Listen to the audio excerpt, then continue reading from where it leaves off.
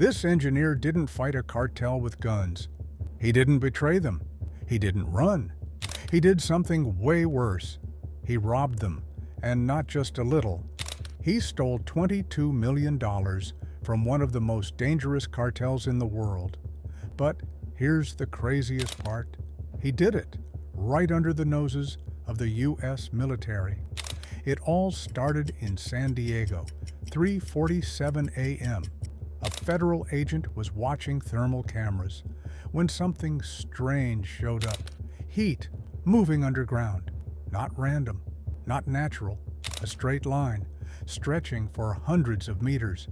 That's when they realized this wasn't just a hole in the ground, it was a tunnel, a fully engineered tunnel, 12 meters deep, over 600 meters long, with lighting, ventilation, even railway tracks.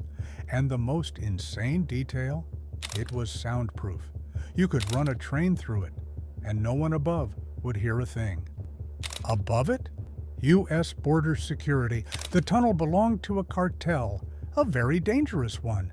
They spent over $2 million building it, hiring real engineers, paying them up to $50,000 a month. But one of those engineers wasn't there by choice. His name was Diego. He was forced to work, threatened. Work for us, or your family disappears. So he built their tunnel, day after day, month after month, living in fear, until one day he found something, bags, filled with cash, millions of dollars. That's when the idea hit him. What if we steal it? At first, everyone said no, because you don't steal from a cartel, you disappear. But then everything changed. One night, Diego got a call from his cousin, a police officer. They found the tunnel. The raid is tomorrow. In that moment, Diego had three choices: warn the cartel, stay silent, or take everything. He chose the third. He called two engineers he trusted and gave them one sentence: tomorrow night, we take the money. The plan was insane.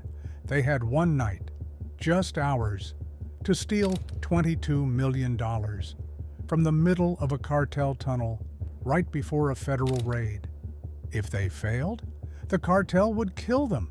If they were caught, the police would arrest them. They were trapped between both sides, but they went for it anyway. That night, Diego entered from Mexico. Another engineer entered from San Diego. They met in the middle, 12 bags, nearly half a ton of cash. They moved them, two at a time, on the underground rails, trip after trip, in complete silence.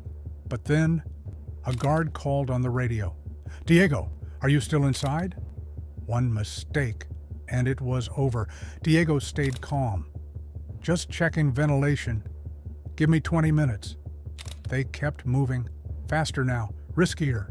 Finally, the last bags reached the exit, but there was one problem: a guard right outside, so they improvised.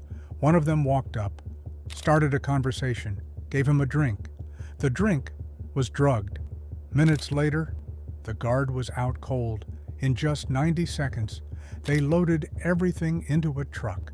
$22 million gone at 9:45 p.m. The tunnel was empty. 15 minutes later, the FBI stormed in, guns ready, expecting a cartel. But instead, they found nothing. No drugs, no money, no people, just a perfect tunnel. The cartel lost everything. The police got nothing. And the engineers? They vanished. No bank activity, no phone calls, no trace. Some say they escaped to Central America. Others say the cartel found them. But one theory is even crazier, that they're still in the U.S. today, living normal lives with millions of dollars. And if that's true, then this wasn't just a heist. It was the perfect revenge. Want more stories like this? Subscribe.